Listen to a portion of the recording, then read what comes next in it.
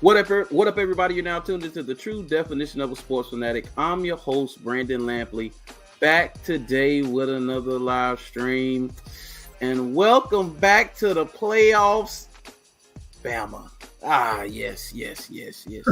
But there was a robbery. It's bittersweet because I root for my Florida teams, all except for one. They really got to be playing somebody else I don't like for me to even root for them. But all other Florida teams get love. Florida State is one of them, and they got robbed. Texas should not have been in the playoff, but we're going to talk about that. The prince that was promised. Shout out to Nick Wright.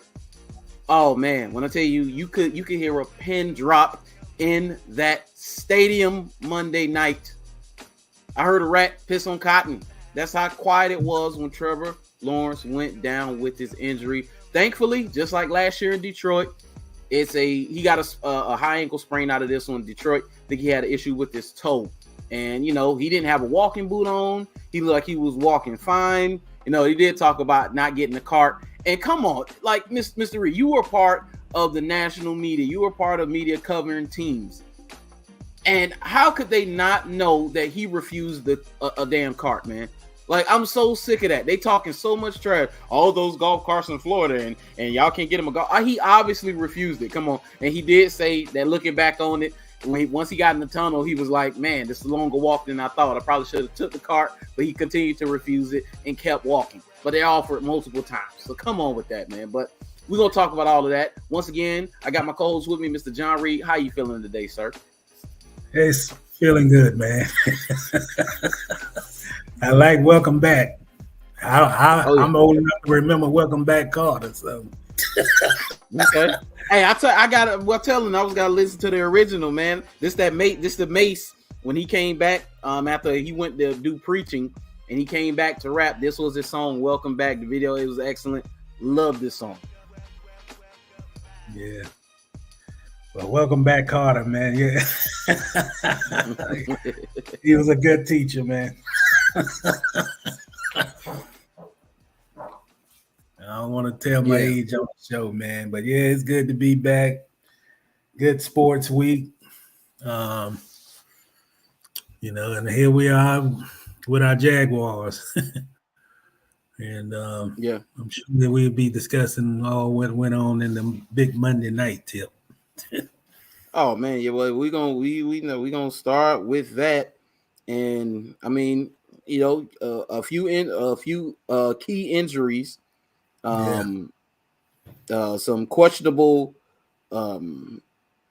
officiating, as most people would say, questionable officiating, and I would think we all agree there was some questionable calls as far as officiating. But whatever excuse, whatever you want to come up with, bad scheme as far as defense or whatever the reason, whatever you want to come up with, as far as why the Jaguars lost, just put at the top of the list, they got outplayed and outcoached. Yeah. I'm just call it what it is. Out hit. Yeah. If I got out physical. If I got a concern, I mean, everybody see the same thing. We watch the game. We see the plays. We see the replays. I mean, I would say one of the good things about an 8-4 team is that they've been able to overcome not having a good offensive line. They don't have a good offensive line. We can't sugarcoat it. We can hope for better things to come. They're just not good.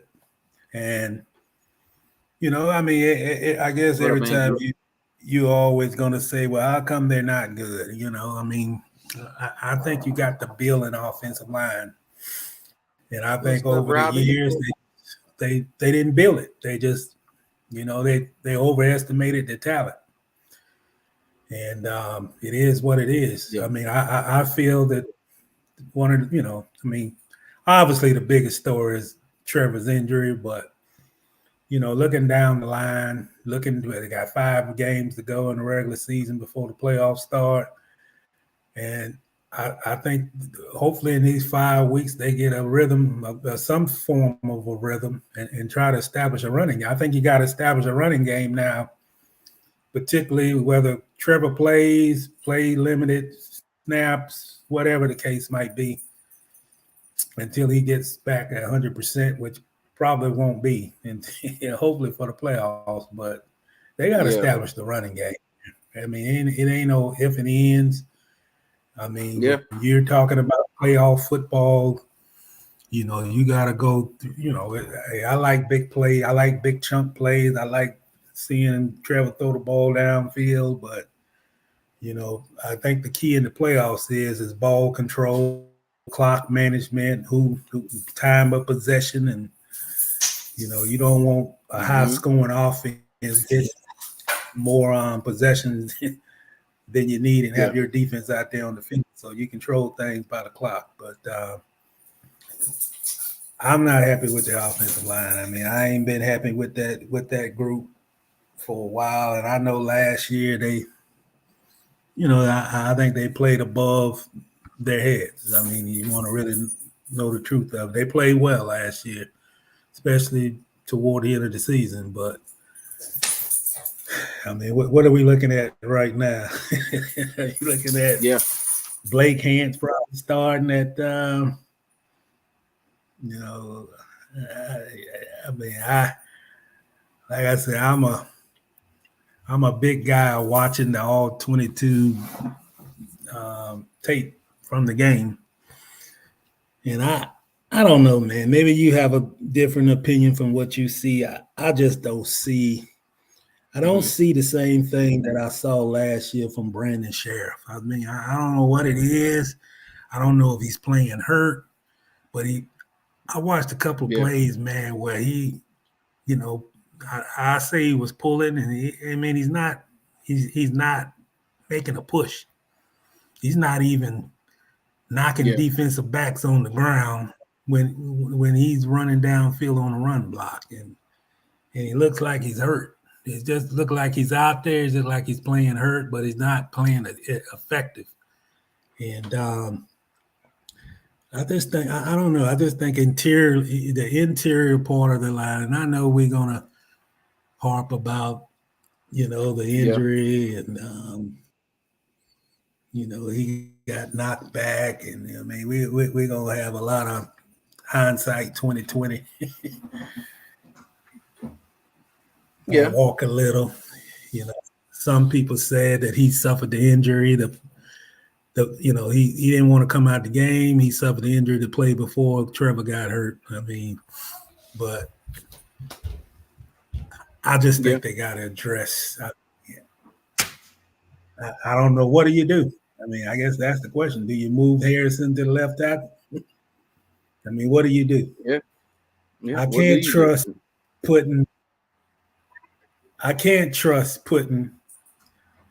And I hope that they don't. I mean, I don't want to see Trevor Lawrence get rushed back. I really don't want to see Trevor Lawrence on the field if you have Blake Hance. No. I don't want to see it. So I don't want. You got to move Anton. You have to. That's your. I would think that's your only option at this point. I mean, you got to have a lot of faith in Blake Hance and give him an extra set of hands at all times when it comes to pass protection. Like no, man, no. I mean, and as far as the offensive line, I think you are correct. Shoot, Fortner doesn't get a lot of push in the run game either. Those two, Sheriff and Fortner, haven't been getting not much push at all, man. That's just what it is. Ezra Cleveland has been good. Hey, he's been good or good enough. He hasn't been a problem or issue. Anton Harrison, we read it last week. He has the I think the most snaps where he's one-on-one with the defender, where he gets no help. 85%, number one in the league. So I mean, you really don't want to move him from there, but to protect your franchise, he's got to go to the left. I have a feeling though, Anton goes to the left, he's not gonna leave that spot for another decade plus. And this because it was going to come to this eventually. This is my opinion. I think it was going to come to this eventually, even with Walker Little and how good Walker Little has had played. Since his injury is, it's what it is. It's a week-to-week league. So one day you're up, next day you're down. It is what it is. But Anton, I think eventually was going to take this over anyway. Go ahead and start it Sunday. Yeah. I mean, I just think, if you're going to I want to get this out here now. I don't care what his status. He didn't. I'm talking about Trevor. Trevor didn't practice today. They got 12 players on the injured list. None of the 12 on the injured list, I believe, didn't practice. But I don't want to see. I mean, I might be the, I might be the minority. I don't want to see Trevor play. I mean, I don't care. I mean, we're talking about Wednesday.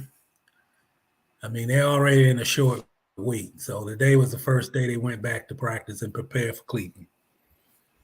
If he didn't practice today, I don't think the likelihood, unless he get up, he might get some throws up. I don't know. If he don't practice tomorrow, I definitely wouldn't play him. But I just don't think there's a need to play him. Just let him. If it's just a 7-day window where he don't do anything but rehab, try to get some type of whatever. I know I'm surely there's swelling in the ankle. Whatever you got to do to put the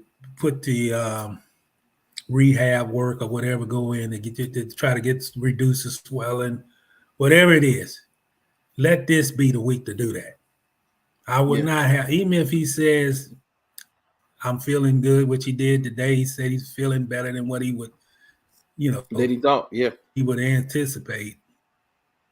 But I would not just rush to try to get a win against Cleveland to make up for the the black eye they received on Monday night against Cincinnati. I wouldn't play him, and I may not even play him the second week.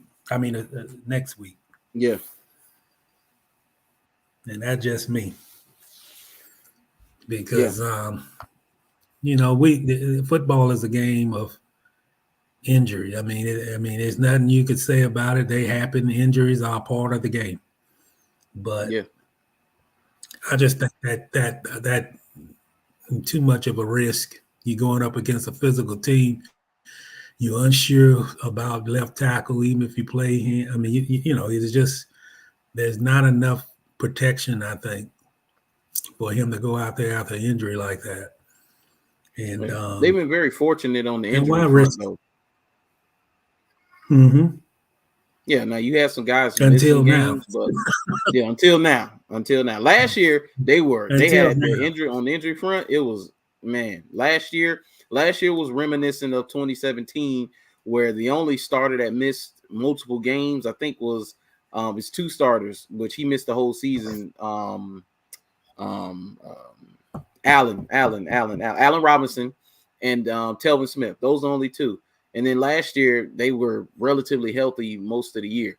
Like they didn't lose a bunch of pieces at all. This right here, I mean, to have so many go down, who would have thought? Who would have thought that you would miss Trey Herndon if he got hurt? Who would have thought? They missed Trey Herndon after Gregory Jr. Every time, and I get it. He was pressed into duty.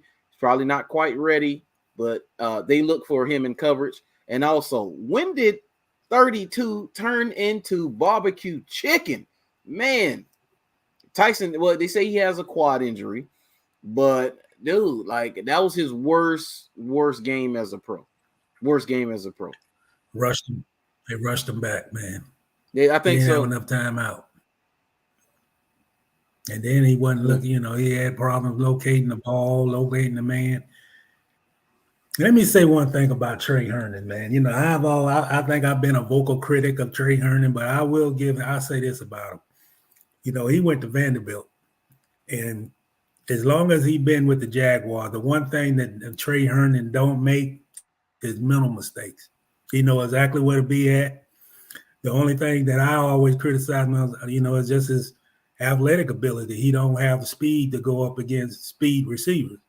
But when it comes to making the call, when it comes to being in the right spots, when it comes to putting guys and lining up and being where he needs to be at, he's been that player since the first day he walked in on the practice field with the Jaguars, which is one reason why he was able to elevate quicker than some other guys in the secondary. He don't make mental mistakes. And when you don't have him out there, it shows his absence because if you go back and watch the tape of the game, man, they're still trying to line up, and either they were switching the defense or what. But right before the snap, Jaguars were still moving around, moving guys around, coming up, coming down. And I don't, it might have was an all-out blitz. I don't know what it was, but it was a lot of like, where do we go? Who go this way? Who line up? Who gets the slot guy? You can just kind of see they were trying to pick out who to cover, where to go, and a lot of that falls on that nickel corner is almost like a quarterback. Yes, and as many snaps that he's played just to go down, I think that kind of bit him a little bit. Yeah, I think so another thing, Brandon. I mean, you touched on this, man, and I want to go back to it. I don't know what's up. I mean, we talked about it a little bit last week with the national media. I don't know what it is.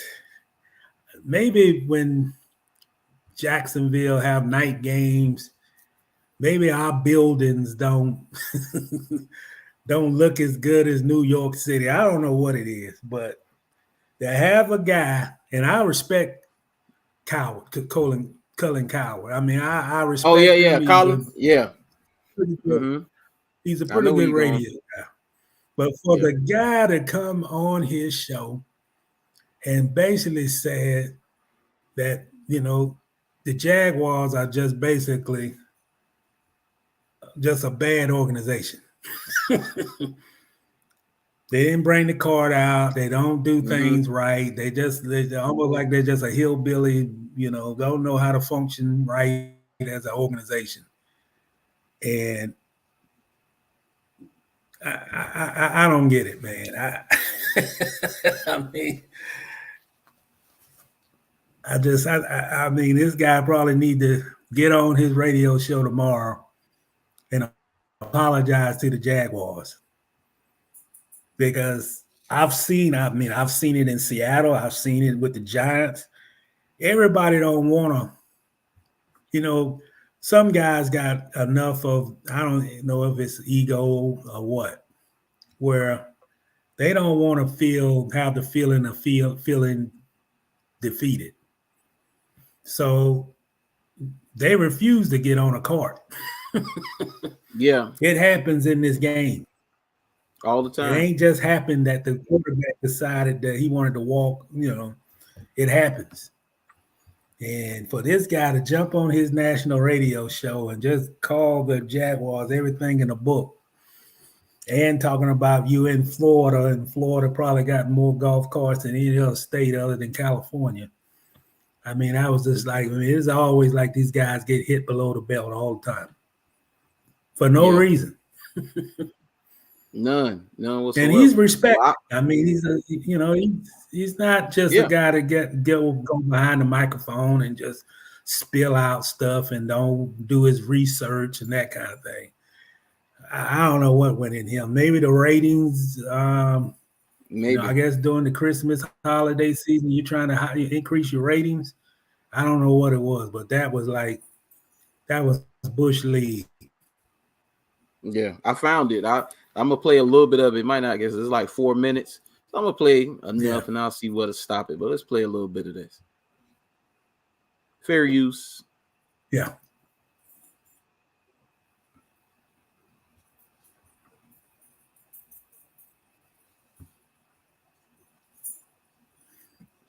Let's see.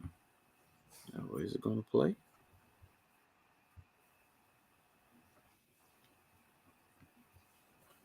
Well, let's see if it plays.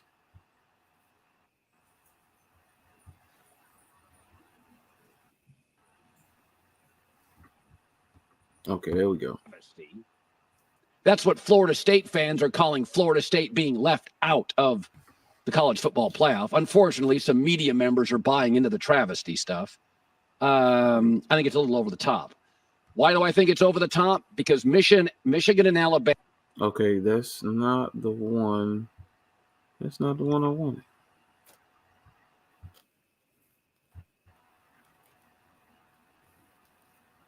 It changed up on me. Okay, hold up. Hold up. You're going to meet.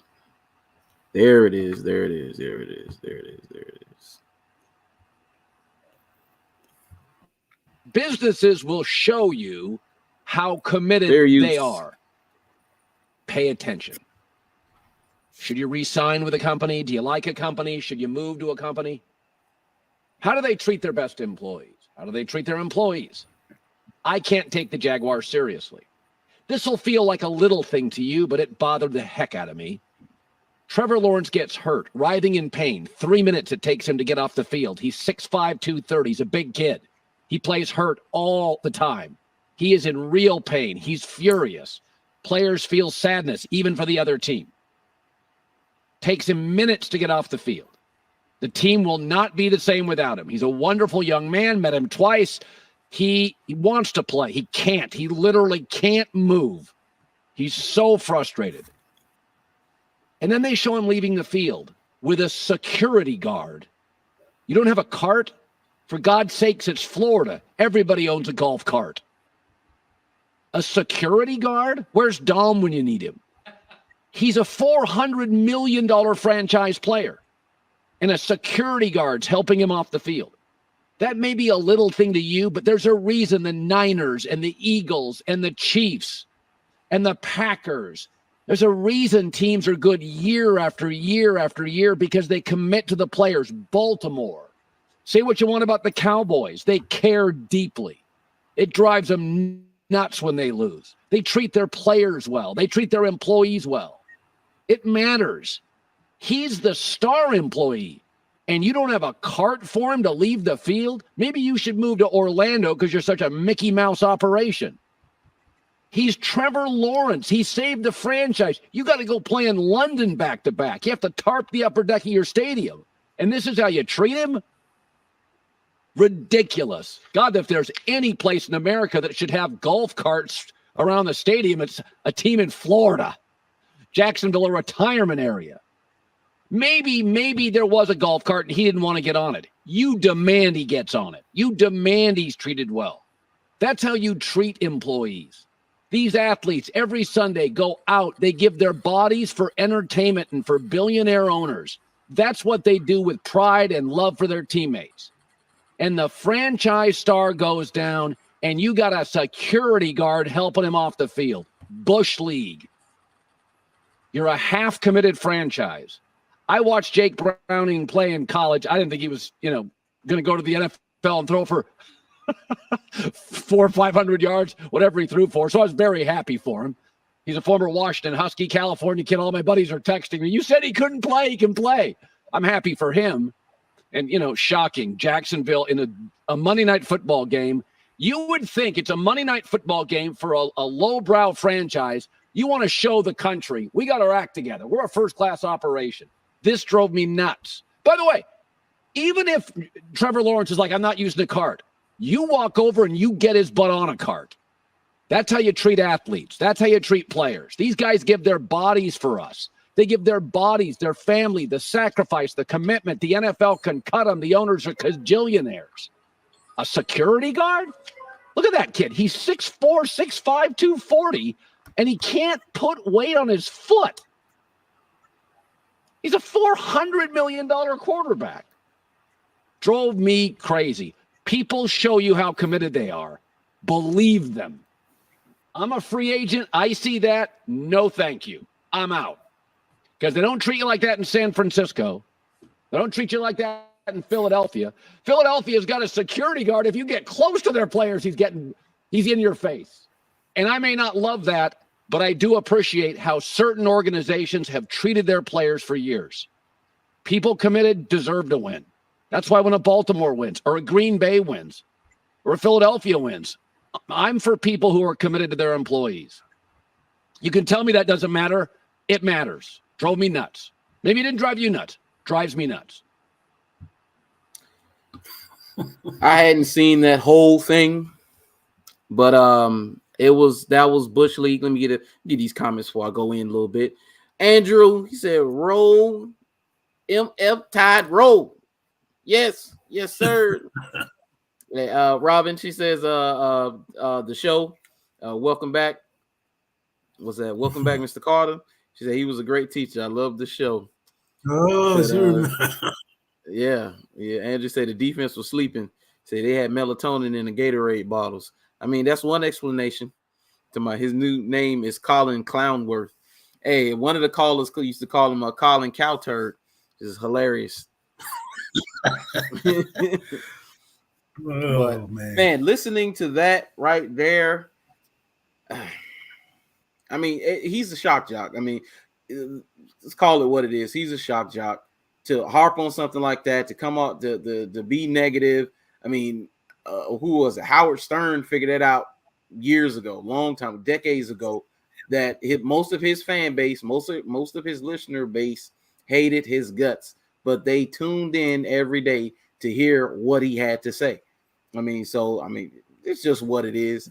But for him to harp on that, come on, man, really call it a Mickey Mouse operation. Oh, move to Orlando. He pulled out all the stops, didn't he? All the old tropes. He pulled them out. He said everything. Had them London, 2 weeks. Tarps, but London, tarps on the seat, which is wrong. They don't put the tarps in. But one thing though, Brandon, I will say this, man. If you have a guy like that, and believe it or not, just like what you said, this guy has a lot of listeners.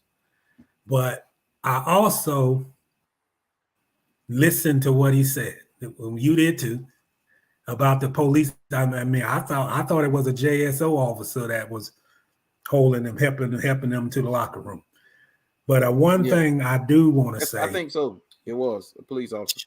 Shad Khan, dude has to take more. I just think he's got to be more of an owner. He's got to take more ownership of his franchise. And I don't think it may not have nothing to do with that, what that visual was Monday night. But something has, maybe the stadium will change the perception, but it also got to start with Khan, because I don't think it, I say this, we don't want to get in this harp. I don't think it's a good thing for this franchise. We talked about it 3 months ago. It's not a good thing for this franchise to play 2 back-to-back games in London. It's not a good thing. It doesn't help Jacksonville whatsoever. No matter what, you're not moving to London, And you got to put a little bit more. And I don't know what exactly that can be. I think a lot of the perception of change once the stadium get refurbished. But I think Shad got to take more ownership, take more control of building this franchise from the top to the bottom. One thing you didn't mention, that they just built this new practice facility. Yeah, Mr.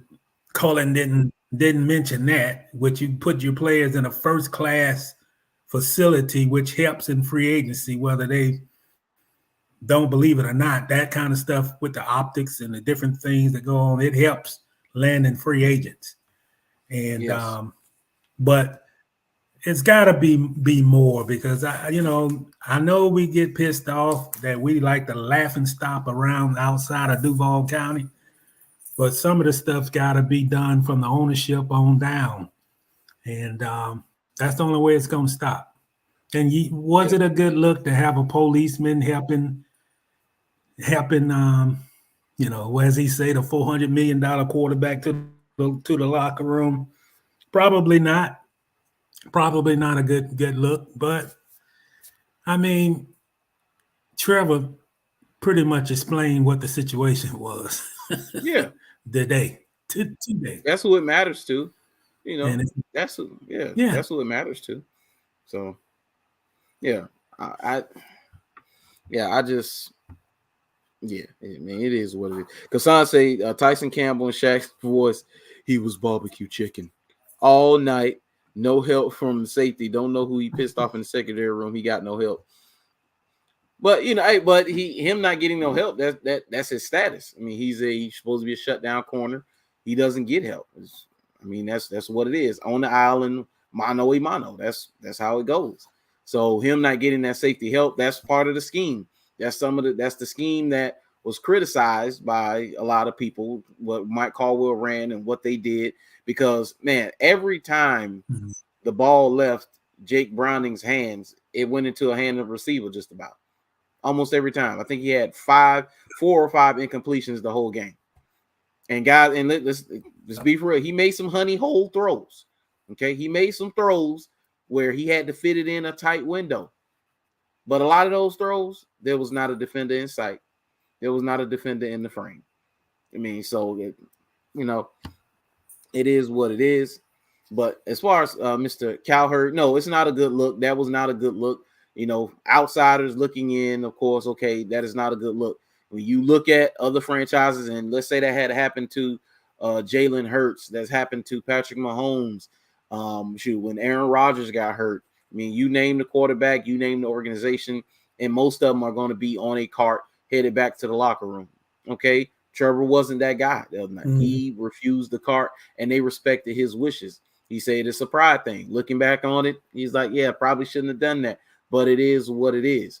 So obviously he felt good enough to walk on it, or whatever. So, I mean, leave it be. But to offer something like that, to go into all the tropes, that's exactly what Colin Cowherd said, the criticism he had of the Jaguars, Mickey Mouse operation. Oh, you should move to Orlando. Oh, you got to play games in London. Oh, you got tarps on the seats. Oh, you can't sell tickets. Oh, y'all gonna have a good fan base.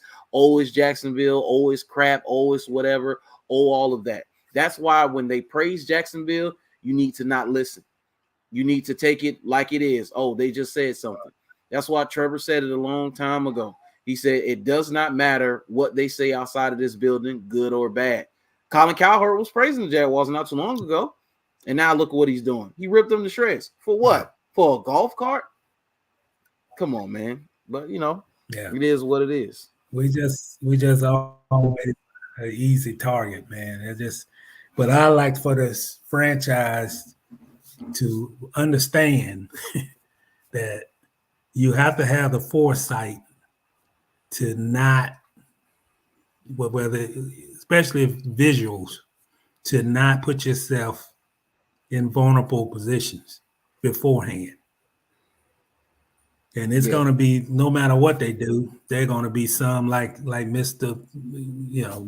Radio. That's what I call him, who just feel that this city don't deserve an NFL team, no matter what happens. They can build a $6 billion stadium, and you still going to have some naysayers out there to say that this city doesn't deserve to have an NFL team. That just, you're not going to, no matter what the owner do, no matter what the fans do, no matter what, you're not going to change everybody's perception of what this city is. But I just think the organization got to have a little bit more foresight. They got to have a little bit more, okay, let's put our thinking caps on.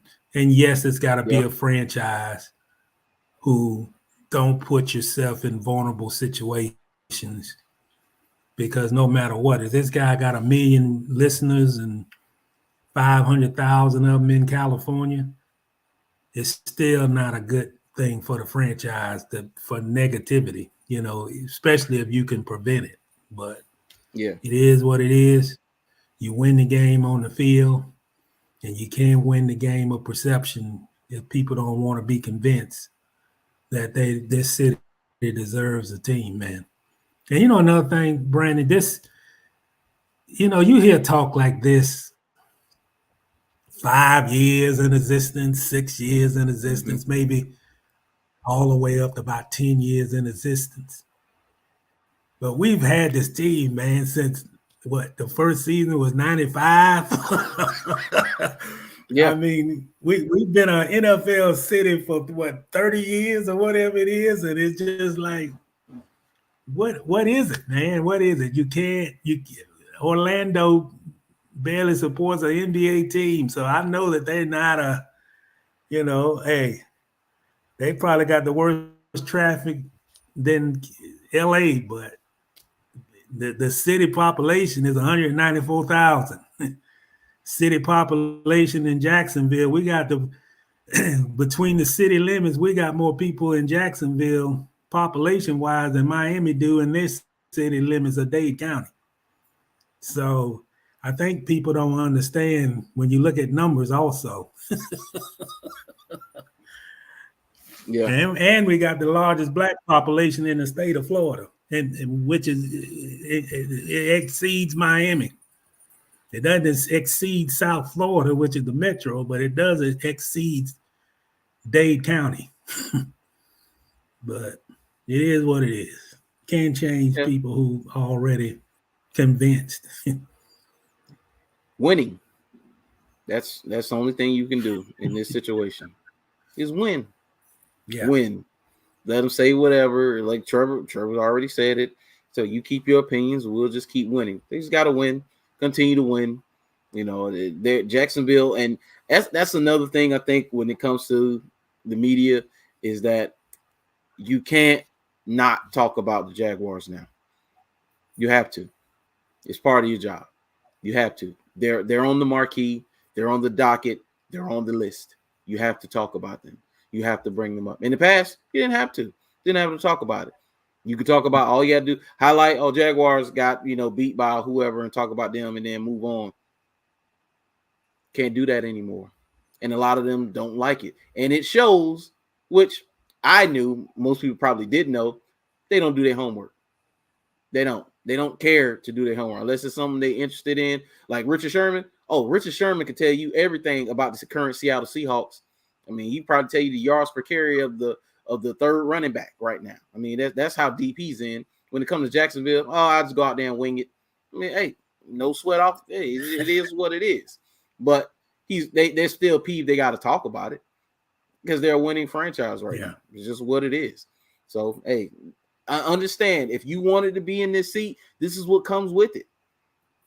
You can't be upset or mad at the criticisms and then, always want to hear the praise, always want to talk. Nah, you got to hear the criticism too, warranted or unwarranted. It is what it is. So, but we're gonna leave it right there. And Kassan Petty, talking about, wow, he shut down corner. Wow, I would never have knew that. Yeah, that was his worst game as a pro. So yeah, I mean, it is what it is. You could tell he's not healthy. He's still not healthy. He's on the injury list right now. He's still not healthy. So I mean, it is what it is. Yeah. Man, we're gonna move forward from Jags and Cincinnati, and Cleveland comes a calling Sunday. And I don't know about y'all, but Cleveland's defense is scary. Is Myles Garrett going to play? I want to know. I need to know if Myles Garrett is going to play because I would say don't play Trevor Lawrence off that alone. If Myles Garrett plays, I don't want Trevor on the field in his current state. You talking about body weight, man? Yeah, you got that. All Myles got to do is put a shoulder on Trevor, and something might explode, man. Oh no, that's a scary individual. I mean, I think Baltimore and Cleveland, they're about to face the two top defenses in the league. I think yards per game, the top two. I think Baltimore's number one. Cleveland might be number two in the league. Two of the stingiest defenses in the league. You about to face them back to back, and you gonna put Trevor out there on one leg with that. I think those Ravens got like 40 sacks or something crazy like that, man. They got a D tackle with like 8 sacks, and Jadeveon Clowney is balling. And need I remind you, he came to this organization, left without a contract, and now we gonna get to see him balling. Well, it wouldn't hurt to sit him out two back-to-back games, man, and then go play him. 3 weeks before the season ended? Let him play the final 3 weeks of the season. Get the momentum needed for the playoffs, and never look back.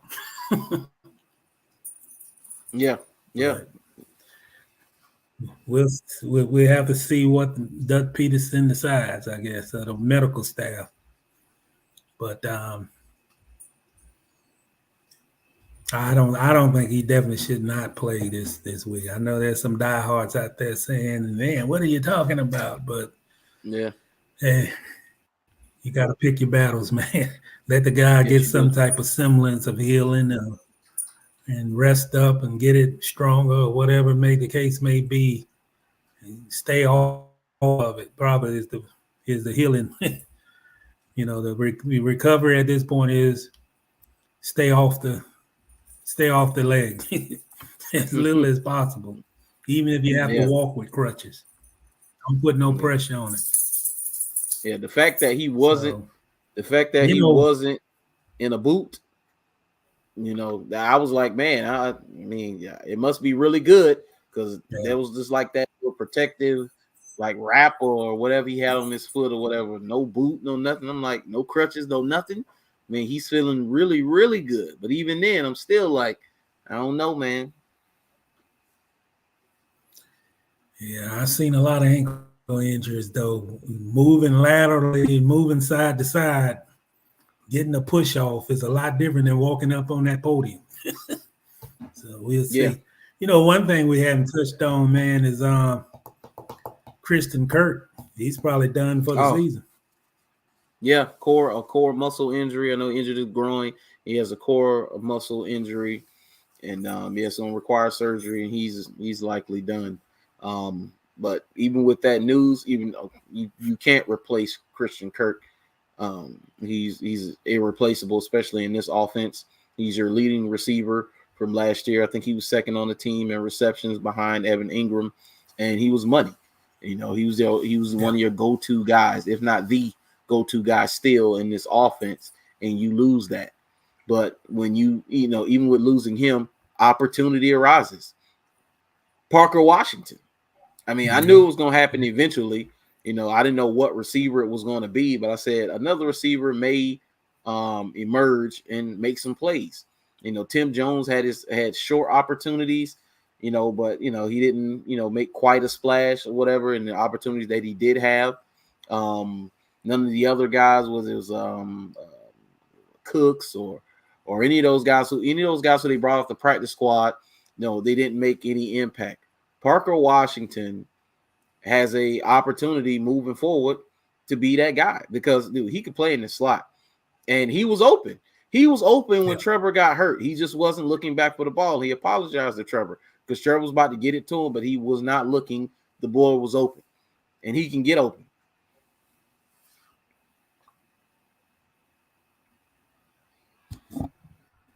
Yeah. So, I mean, we're gonna see how that plays out with him. But so you lose Walker Little, you lost Trey Herndon, you lose Christian Kirk, you lost Trevor Lawrence. Speaking of which, Devon Hamilton.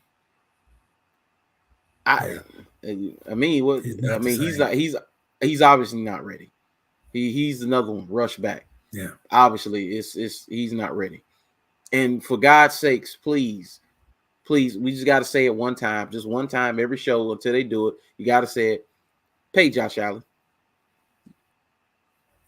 Oh, yeah. We keep saying it every week, man. You got to pay the guy.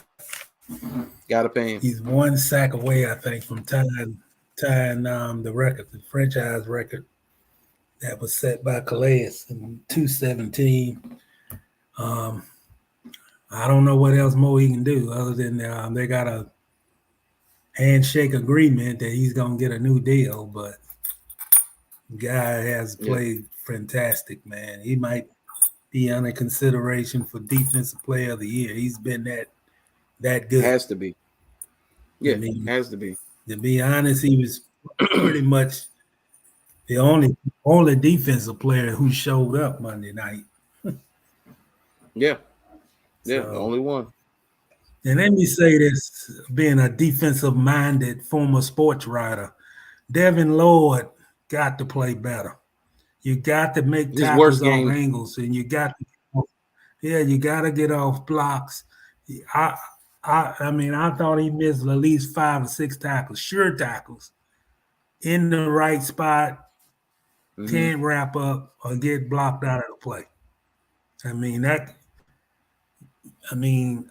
know it's his second year and he still got a few growing pains, but man, got to play better. You in position to make the play, you got to make the tackle. And these boys got to understand, Cincinnati ran the ball, Cleveland going to try to run the ball. I think that's all Cleveland going to try to do is run it at them. And they got to get off blocks, and they got to make tackles, and all this stunting and moving around and all that. The one thing I like about Mike Caldwell for the whole season, it looked like they played instinctively. They didn't have to do a whole lot of thinking. They just went out there and made plays. It looked like Monday night, it just looked like the scheme of something. I don't know what it was, but they looked out of rhythm, and they didn't look like they never got into a flow. And I think they were doing too much before the snap, movement, or whatever was going on, or it could have been Cincinnati was just changing up their looks right before this ball was snapped. I don't know what it was, but whatever it was, it wasn't good enough. And they can't play like that, man. You got to be able to stop the run in this league. If you can't, then it's all she wrote. You got to be able to stop the run.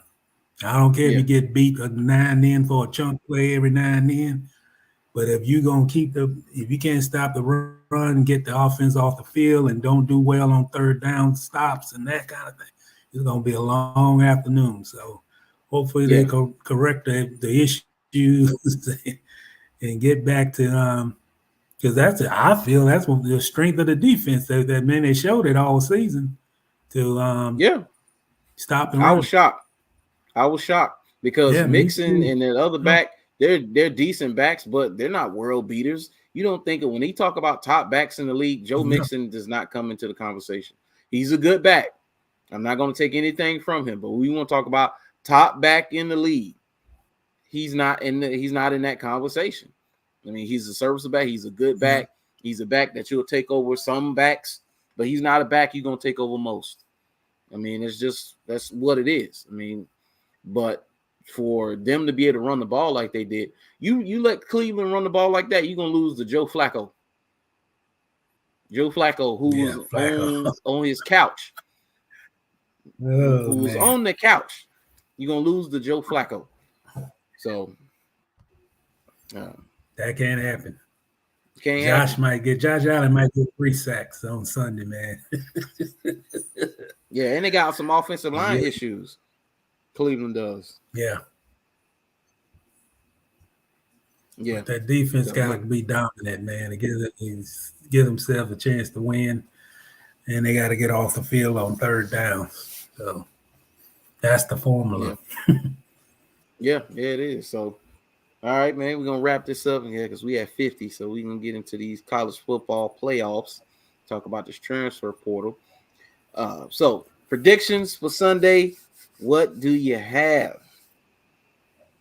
I don't know, man. Boy, I wish I could skip this one. I don't know if they can win this game. I don't know. I mean, no.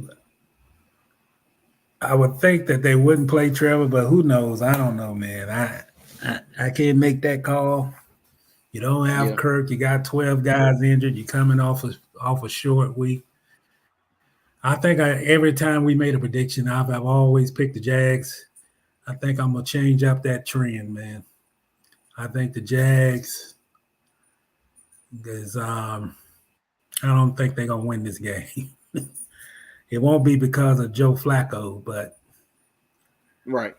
I don't know where they're at on the offensive line. I know that Cleveland, I've seen Cleveland a couple of times. I just think it's going to be a ugly weather game. Raining, cold. Cleveland is a physical team. I don't know where the offensive line at right now. I don't know what they're going to do at left tackle. So it is not earth-shattering if they lose this game on the road. And I know the Jaguars have played on the road, played the best football on the road, but I don't know. But I'm not picking the Jags this week. Cleveland in an upset. 17-13. Okay, so Myles Garrett played. Not much. Yeah. He's playing. No, I was saying, yeah. He played last week. So, yeah, Myles Garrett is playing. So, Trevor, love you. You need to sit. Don't play. Yeah, don't play. You need to be in the Jaguars hoodie with a backwards cap. No, I wouldn't play him, especially with Myles Garrett playing. Man, that's a big dude. I think, have I gone all Jags? I know I picked them to lose though. I picked them to lose to Buffalo. I did. I think I picked them to lose to Buffalo, and did I pick them to lose to the Chiefs? I may have picked them to lose to the Chiefs, but I think we did that. So I'm going to agree with you on that. I don't think they, especially if CJ Beathard plays, it's a cold weather, nasty game. I can see them losing. So what you say, 17-13. I'm gonna go 20-10 Cleveland. I think Cleveland will win. Cleveland will win. Yeah. So, man, we're gonna leave it right there. And we're gonna skip the NFL recap for right now. We're gonna go straight into the college football playoffs. Man. Alabama. Florida State got hosed, man. They did, man. Florida State got hosed. I mean, every test that Florida State had to take, they passed, and they didn't get in. Like Texas should not be in. I understand. Yes, you beat Alabama at their place, double digits even. I got it. Cool. That's fine. But the way the playoffs shook out, they shouldn't have gotten in. Florida State should have got in. They should have been excluded. Michigan, okay, they won, they get in. Washington, undefeated, they won, they get in. Okay, now Florida State should have been the next one because they're undefeated. They get in. Then it should have been Bama at 4, and not Texas, because they beat the number 1 team in the country who had won 29 straight games and was the only team in the country, I believe, that could have beat Alabama. If Washington plays Alabama today, Georgia plays Washington today, they beat Washington.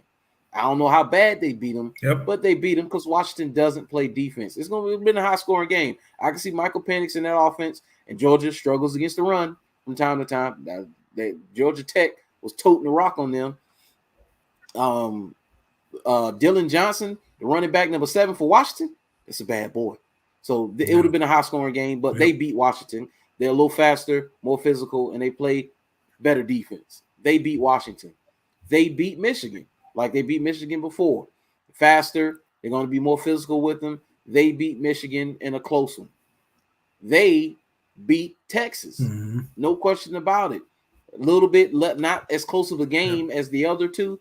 They beat Texas, more speed than Texas, plays better defense than Texas. They beat Texas. No question about it. They were the best team that would have been in the playoff. Bama was the only one that could have beat them. So off of that, Bama gets in. Florida State should have got in. I don't care about the quarterback situation. Then we just witnessed Cardale Jones win a national championship not too long ago. I mean, it is what it is. But we talked about this. We know what this is about. This is about money. Call it what you want to call it. Say what you want to say. That's even with the name, image, and likeness deals that the guys get, that the college football players get now, and they get paid off of. Same thing with that. It's about the money. It's always been about the money. It's about the haves and the haves not. That has always been the case. That will never change. The schools with the most resources, the most money is going to get the preferential treatment. They're going to get the most airtime, and they're going to get the best players. That's always been the case. It's never not been that, and it's always going to be that. So Texas, they ain't been there in a while. They haven't been good like this in a while. Money is long in Texas. I mean, you talked about, I've seen where artists talked about, whether they're rappers, country singers, whatever. They don't have to leave Texas. They can tour Texas and get rich off of just touring Texas. They ain't got to leave Texas, let alone the country. They ain't got to go nowhere but touring Texas, and you getting your money. Texas has that money. That's part of the reason why Texas got in. And then, of course, they had to beat the win against Bama in their back pocket, but they shouldn't have got in. It should have been Florida State. I agree. I couldn't have said it any better than you, man. I mean, first of all, when you're 13-0, you win every game. You should always have a prize at the end of the season when you go undefeated. And, that Florida State has an elite defense. I would have liked to see how, if they would have been matched up against Texas and whoever, Michigan, or wherever they should have been. I guess they would have been the number 4 seed. But, I mean, it's unacceptable. There's no excuse for it. They've done everything that was in front of them, which is win. They won the conference, the ACC. They were 13-0. And the only black blemish is that their quarterback got hurt. They were playing a third-string quarterback. But quality win. They beat LSU. They beat Florida. And they can't do anything about the conference they're in. They're in a Power 5 conference. Ain't nothing you can do about being in the ACC. So I don't know, man. I just think that too much politics. Texas got a lot of influence, obviously, because I agree with you. I think out of the 4 teams, I think they no way in the world should have been selected ahead of Florida State. Yeah. When you look at the Big 12 conference championship at Oklahoma State, I mean, come on, man. You say what you want. Louisville is a much better team than Oklahoma State. So, and I hope, I think the one blemish about college football right now is I would say it's in the transition phase. I think it's going through a transformation right in front of us. I think it's also going through a period where you got too many. I just think you got too many. It's almost like politics. You got too many in one room, and you got 10 where it probably should be 800 in the room, but you only got 10 making all the decisions, along with television, ESPN making decisions. And the one thing I say about college football, I think it's lost its purity. I think college football right now is entertaining, but I think the purity of the game is gone forever. I don't think people that's making the decisions are basing it on best team, tradition, all that's just gone. I think what they're doing now is they're having ESPN in the boardroom, and they're asking ESPN or whoever else, Fox, all the networks who broadcast college games. They're asking them before they make a decision on who do you think would be where we can get the most viewership. And I think college football has lost a lot when it comes to that. It was an entertaining season, but I just think that we're at the crossroads with college football. They want to be professional. I mean, that's basically what it is. And they're trying to find what's the best publicity way to say it. And I also think you're going to have a lot of schools lose out. You know, the one thing I say, I think Florida State really needs to. In the ACC, they might have outgrown the ACC. You know, maybe it's come to time that, you know, when you look on the hindsight, the ACC conference may not be what the next step Florida State football should be. Jakari say go blue. Yeah. Well, it's I think the purity's been gone. Some people argue that the purity was gone when they did NIL deals and the players were allowed to get paid. Purity was gone before that because they always got paid. Like, I don't know why they act like them getting paid openly is such a bad thing when they were getting paid under the table. Like, that bothers me, man. Come on. Stop acting like you were running a clean operation. All of a sudden, somebody came and threw dirt on it. No, come on, man. And then the Michigan with the sign stealing, which I had it on the doc was talk about it. We never talked about it. But that's another thing about the Michigan and the sign stealing. A lot of teams do it. Yeah. Like, come on, man. It's just what it is. It's rampant in baseball. Come on, man. And I like what Deion said. He shrugged it off. He was like, well, you still got to stop it. I mean, this is what it is. But just like these players getting paid, it's always been that the purity's been gone. And now with the 12-team playoff now next year they won't have to worry about something like this because now next year it's going to be teams in the playoff that don't deserve to be in the playoffs and they're going to get beat. But at least the teams that deserve to be in like a year like this, you're going to have years like this in the future where because Georgia has a great argument for being in the playoff too right now.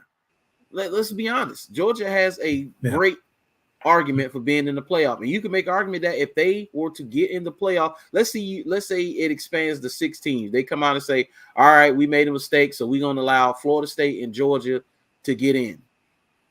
I will put money on Georgia winning it all. Georgia's a good team, especially if they don't have to see Bama. Come on, man. It's it's what it is. See, they've been hating on Harbaugh all year. Yeah, they've been hating. They've been trying to get Harbaugh up out of there, man. It's been one thing after another. You say suspended 6 games. Now we don't get an easy game against FSU. We got to play Bama. Yeah, you got the short end of the stick. I will say that. I will say you got the short end of the stick when it came to that. I will say that. Because that's man, this I'm telling you, I'm taking the Tide, man. I'm taking the Tide. And I ain't taking the Tide by a little bit. I'm taking the Tide by a lot against Michigan, man. It's what it is. It may surprise me and be a close game. I don't think it's going to be a close game. Me either. You said you want Nick going to have, man, give Nick what? How many weeks he got to prepare for Michigan? Yeah. That boy's going to run through a brick wall, man. And we talked about this before we came on, man, but you know, Nick Saban got critics. Nick Saban wins too much. Nick Saban is not a friendly person. But you know what Nick is? Nick is a hell of a coach because I think you judge of how good of a coach he is how well his team plays from week 1 through the win to the last week of the season. And Milne, the quarterback, man, if you look at what he did not look good as a quarterback whenever they play week 2 or whatever it was they played Texas. Week 1, 2. He got benched against in South Florida. They played South Florida. He got benched in that game. But to see him go from week 2, week 1, whatever it was in September, to where he is right now, that's coaching. Yes. That's what it is. They found what his strengths are, took advantage of it, honed it, and now he's like, man, he's probably one of the best passing, running threats in Alabama football history, all in 3 months. That's coaching. That's what that is. Yeah, ain't too many coaches can turn around things the way he did this year with that team. Yeah. But I'm not. Hey, I'll say this: if I'm a betting man, I put my money on Alabama, man. I don't think Michigan can beat Alabama, and I Injury think is the it's only a way. part of it is mental. Yeah. Yeah. Jim I think Harbaugh is a injury. good coach, but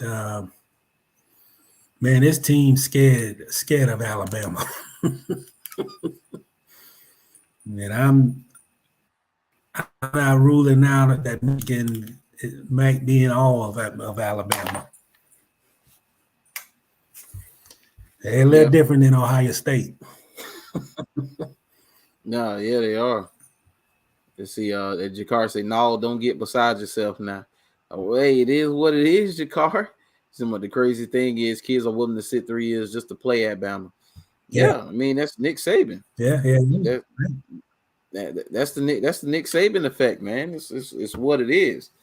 And yeah, he's a hell of a coach. Absolute hell of a coach. If they Yeah, I don't, mean, he's not the best personality. Well, yeah. Well, I think they're going to win the playoff.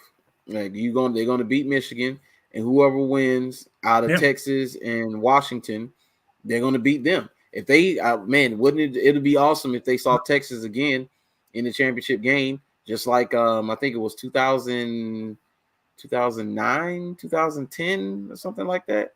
Had to be 2009, 2010. Yeah, 2009 to somewhere up in there. They won the national title against Texas. I can't remember the exact year, but yeah, I would love to see I that think it was again. 9. Yeah, 2009. Yeah, I think because it was they 09. knocked Colt McCoy. Yeah. Yeah, they could knock Colt. I remember they knocked Colt McCoy out the game, and Garrett Gilbert came in and played pretty well. I remember. I'll never forget that. But yeah, I don't see them getting beat by them or even Washington.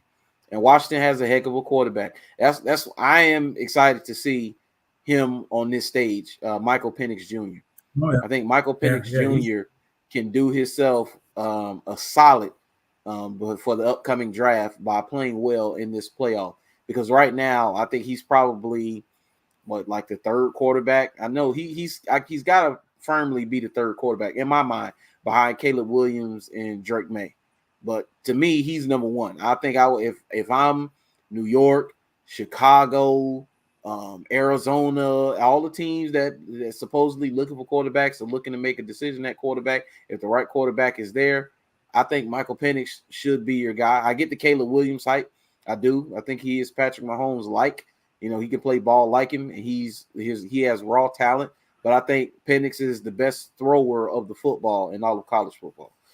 So glad we get to see him. Great team. Yeah. He say, Bama got to beat you through the air. Our front seven stiff, and Milroe arm don't impress me.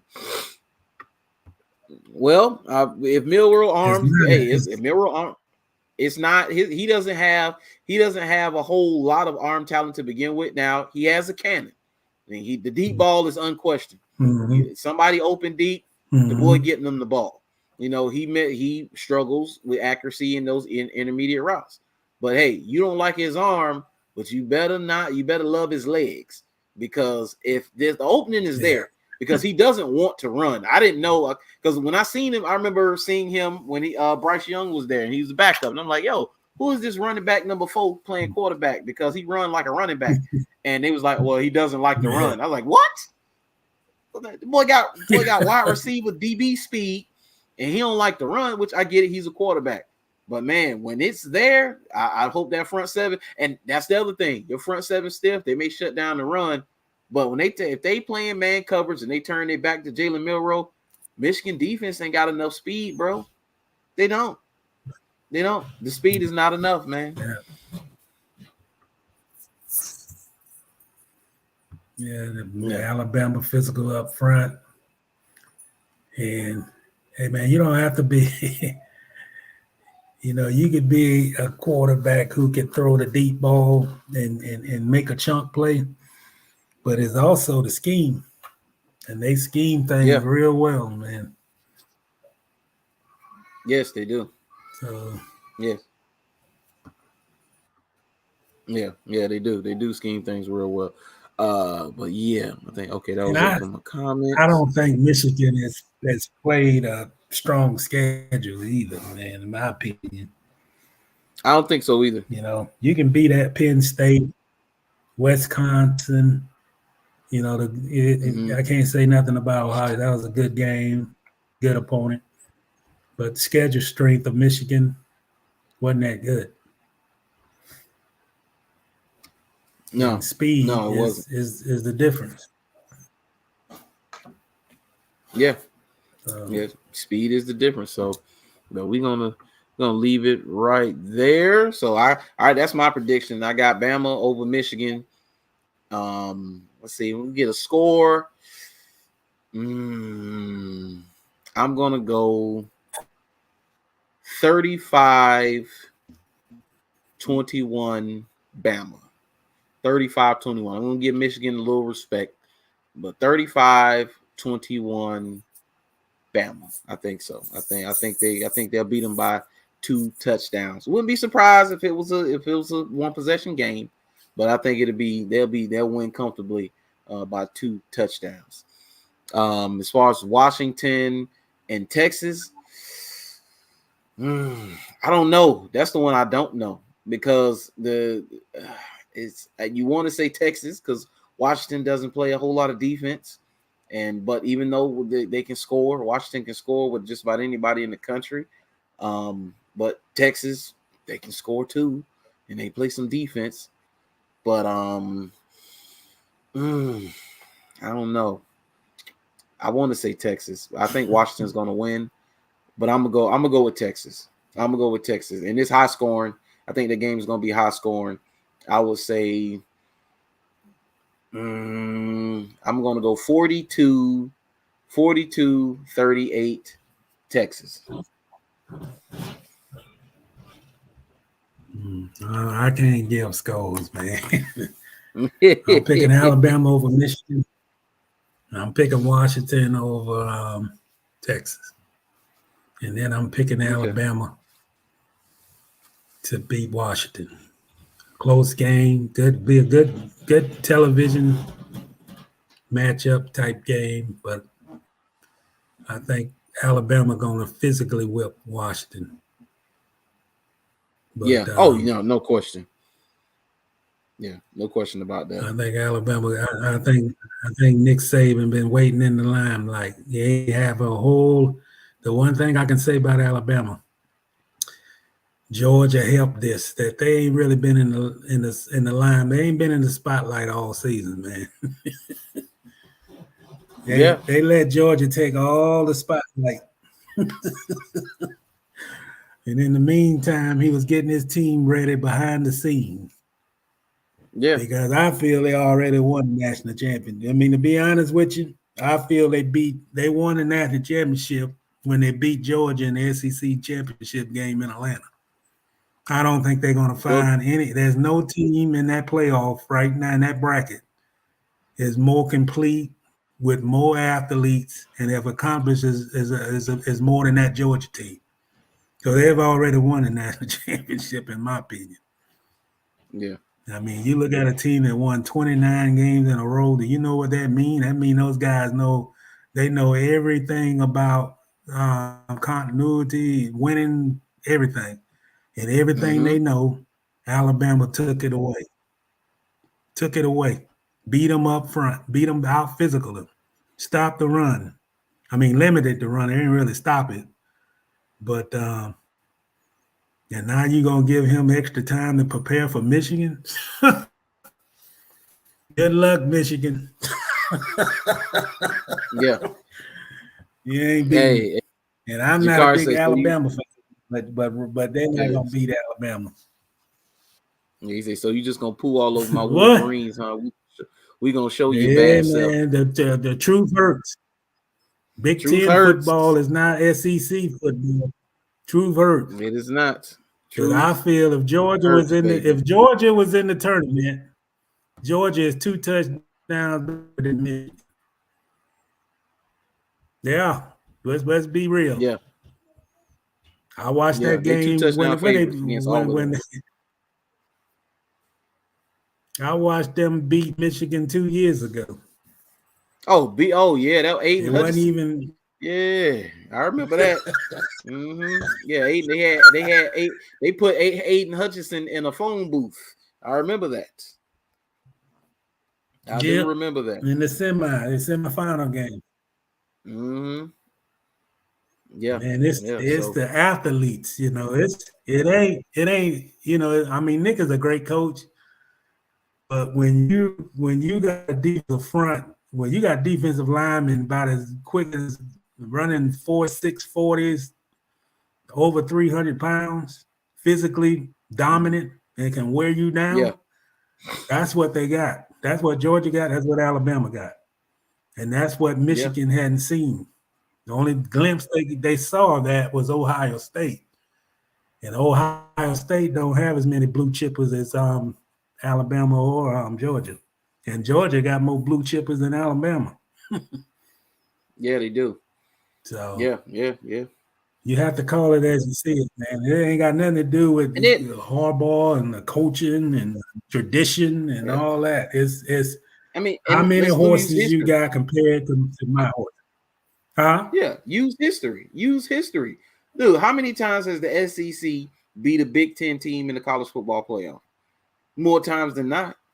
The only one I can think of off the top of my head is Ohio State beating Alabama. You know, back with Zeke and all of them.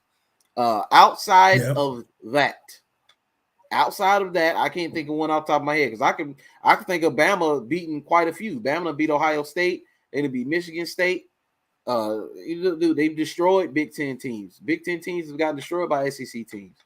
Georgia beating Michigan a few years ago, beat them down. So I mean, it's just it's what it's been. So you know, I done seen Michigan. Michigan cannot line up out physically their offensive line, get a push, out physical Alabama defensive front and run the football. That's what they're gonna try to do, and it's not gonna work. Yeah, you know, you're not gonna out physical Alabama. You're not gonna out physical Georgia. So no, you're not. I mean, you just playing. You playing within the fire. So I don't know, man. I'm not a great Lou Saban. We'll see. Yeah, we'll see. We'll see. Man, we're gonna leave it. We're gonna leave it right there. Yes, sir. We're gonna leave it right there. And we're gonna talk about a little bit about this transfer portal. And we're gonna get on up out of here. They say 1,000 players entered the transfer portal Monday. They overwhelmed. They say only 700. How many? 1,000. 1,000. That's not counting the ones that were already there. Monday, 1,000 entered Monday, and that's up from I think they were up to like 1,184, and only 700 went in the portal all of last year. And right now, I think they say 1,000 entered Monday. So I mean, they say it's a jump. It's up 40% of players entering the portal. But this is a sign of what's to come. I mean, you want to talk about free agency? This is what it's going to be. This is college free agency. And then not only that, but a guy who's been sitting on the bench at Bama for 2 years and he feels like he's good and he wants to go somewhere to showcase his talents. Okay, cool. I get that. A guy who's, he's at a smaller school, he wants to go, or not even necessarily a smaller school. He's in the Power 5. But he wants to go to a bigger school for a chance to win the title. See Jahmyr Gibbs. He left Georgia Tech and went to Alabama. A guy who sat behind, talented guys and then wanted to go somewhere to make a name for himself and win. See Jamison Williams. Left Ohio State, sitting behind a bunch of NFL receivers. You seen what that room was for Ohio State with the guys that's in the league now. You sit behind Olave. Yeah. You sit behind Garrett Wilson. You sit behind a lot of guys. You got Marvin Harrison coming in. You got Jackson Smith and Jigba coming in. So Jamison Williams like, what? I got to get up out of here and go make a name for myself. Understand those. But guys who are top players entrenched, you're the guy, and they trying to pay you, you making money, you're good. Those guys are leaving now. That's a problem. That's the issue. With the starting quarterback from Ohio State left, that's a problem. That's a problem. That's a big problem. The schools are not gonna they because of this, you're going to see call for more regulation on transfer portals, because bottom of the roster guys that didn't play much and stuff like that, or even guys who were upperclassmen and they want to leave with Georgia Tech to go ring chase Alabama. Okay, I'm cool with that for the most part. But my starting quarterback leaves my team, I have an issue with that. And he gets to go freely, play somewhere else right away. And not to say that, hey, it's right that they try to put these restrictions on the kids, because as long as coaches can move freely with no penalty, you can't stop these players. You can't stop these players because a coach it's a coach right now making a promise to a kid, and he about to leave and go somewhere else right now. He in the living room with this kid's mom and dad, and he's talking about the program and how committed and how this and how that. And he's been there for a while and talking about how you're going to take care of their kid and we're here to win. And hello, Texas A&M, $100 million. All right, I'm on my way. And he's going to be gone. So you cannot stop these kids from transferring. Yeah. I mean, it's just what it is. But because of what I just said, don't be surprised if you see them try to regulate where these kids go, how often they can go, whether they got to sit out or not. Because it's one thing to talk about a running back leaving. I can go get me some running backs. I can go find running backs at the YMCA. But my quarterbacks, that's the problem. Well, they're talking about laughing at the colleges, the kids, and not directly pay the kids through the colleges. I don't know, man. It's a free fall, basically. It is what college football is. Some of these guys are in the transfer, they're in the portal, not just because, I can get another opportunity. They're looking for the highest bidder. Yeah, they are. To see who can give them the most cash. Some of them. So, yep. I don't know. I'll say this though. Our school down the road. I think it's showing more and more just how bad a mistake they made hiring their coach. Because, man, the Gators might be bad for the next. They might have dug themselves for at least the next 3-4 seasons that they can't get out of with Napier. Think Transfers, people. I just think the hole is becoming deeper and deeper, man. When you losing starters off 5 and 7 football team, what are you going to replace them? I think this period of college football hurts the teams who the rebuilding teams, because you're not going to replenish what you've already started. If they're leaving, you don't think they're spreading the word, you don't want to go there. And for some reason, I don't understand why Florida don't have money to I don't understand why they can't pay players. I'm not getting it. I don't know what's going on, but it just seems like they're not paying. They can't come up with the right amount of money. It seems that Florida State and Miami don't seem to have a problem. But Florida seems to have a problem, and they probably got more boosters. I thought they always had money boosters, but apparently not.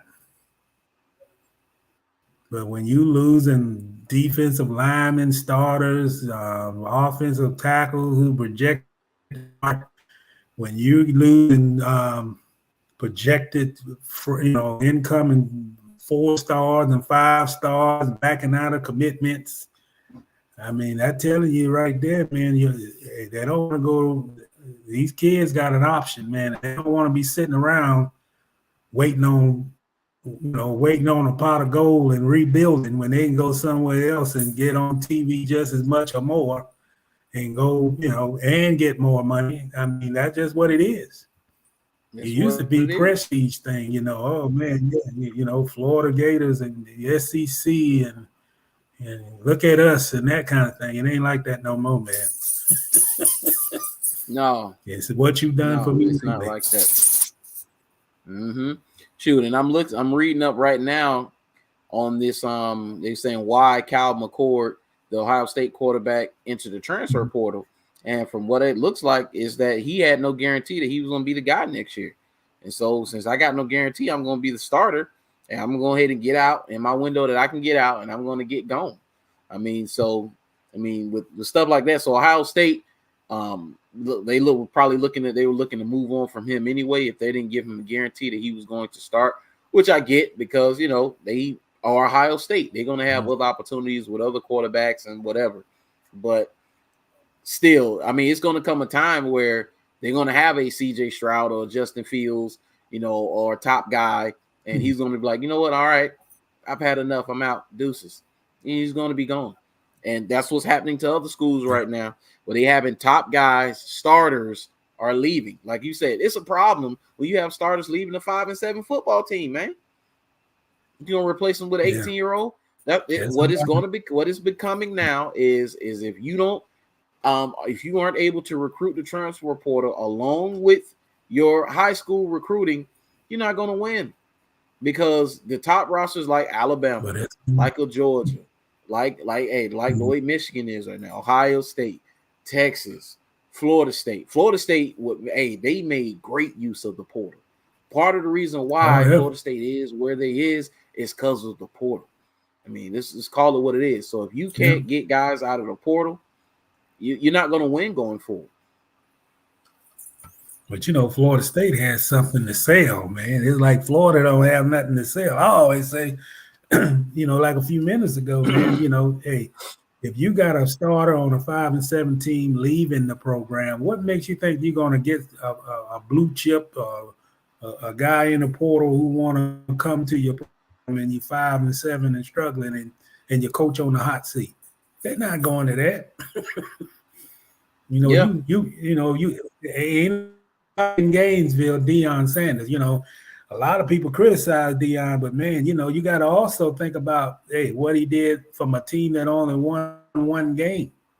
Everybody can't sell that program and get guys in the portal to come join you after a 1-10 season. And it's just like they're in Gainesville. Can you imagine if you're going going to a living room in Overtown or Miami, selling your program to try to get a kid in Florida to come to your program? Good luck with that. Good luck with that. Yeah, good luck with that. Well, I say they may be down for a while, man. This might be a down period for Gator football. And I just see, I don't see any change or know what they're doing. And they're going to continue to add to the nucleus. They're going to get more players out of the portal. And they got, even though they're not in the championship series, they always can preach that we went 13-0 and come join us. We want to win some more. To show the world what they missing. Yeah. Sell with that. I ain't got nothing to sell in Gainesville other than a third portal. Yeah, that's it. That is it. So, man, we're gonna leave that right there. We getting up out of here. But before we go, man, right now, Mr. Reid, right now, if the Super Bowl was tomorrow, and you say, well, Brandon, you could choose one team against the rest of everybody else to win the Super Bowl, who are you putting your money on to win the Super Bowl if it was played tomorrow? And we get to choose any team to go up against them. Who would you choose and put your money on? The San Francisco 49ers. My money is going on the 49ers. Oh my God. Yeah. 49ers. Hey, right now. any team lines up against the 49ers right now, I think they get boat raced. I think they'll get curb stomped, demolished, lambasted, lambasted. Ask Philadelphia. And did you see what Jerry Rice did? Oh. No. Man. No. They put a whipping I mean, on that was scary. Man, I mean, it was scary, man. When all their parts are healthy and working, it's scary, man. Oh, man. But the defense scared enough. Well, they might have the most athletic 300+ pounders on the defensive line that I've seen in a long time. Man, they got one of the best defensive fronts I've seen in a while, man. Yes. Yeah. The linebackers are amazing. Shoot, Warner and what's that? Greenlaw. Greenlaw.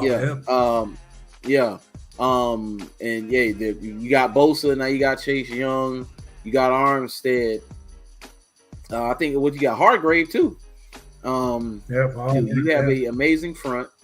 The back end though, you got Lenoir is not bad. Ward. You got some DBs that are there, but I think the DBs, if you had a weak link on their defense, I think it is the DBs, but they're good enough. I don't think it's any necessarily barbecue chicken back there. Guys who you're going to be able to pick on constantly. But overall, as a defense, they are excellent. And then offensively, man, what more can you say? I mean, Brock Purdy's getting a lot of love, and, some people say, hey, it's the system that he's in and whatever. But, hey, whether it's the system or not, just like Jake Browning against the Jaguars on Monday night, it was like, oh, well, it was the scheme. Oh, it was the scheme? Well, he still has to throw the football. Regardless of what the scheme is, I can have a winning scheme. You still have to go out and make the plays. And Jake Brown made the plays. Brock Purdy is currently making many plays. I mean, it's what it is. If I had to take him, that's who I am taking. San Francisco 49ers, man. That's what I took from the NFL weekend. After watching that, I was like, dude, only thing can stop them is them. Yeah, you got that right. And man, this is one of my final takes. The Cincinnati Bengals have been the Jaguars' misery. 2 years, three, whatever years ago, they made a head coach don't get on the team flight, and then they hurt quarterback. Hey, I understand if they don't want to play them no more. That was a Thursday night game. No, don't play them. Don't even show up. Don't put them on the schedule rotation again, man. And hurt the quarterback, the coach guy. Yeah. Is what it is. Same Bengals. The same Bengals. In that Thursday night game. Yep. Well, we're going to leave it right there. I appreciate everybody for tuning in. Thank you for making us a part of your day. Whenever, wherever, however you are watching. You like, share, and subscribe. Follow me on my social medias. Follow Mr. Reid on Twitter. I refuse to call it X. It's Twitter still. It's so dumb. Yeah. But yes, please follow us on all of that. Yeah, and we appreciate you guys. We will be back with more videos. Be back with more live streams. I'm thinking about revamping them just a little bit, doing a little more shows. I'm gonna add some sounds, man. So I'm gonna let you know when because I don't want you to be like, man, what was that sound? What was going on with that? So I'm gonna add a few sounds in. So we're gonna do a little something different, man. But once again, appreciate you guys tuning in, and we are out of here, man. Peace out, y'all. Got it.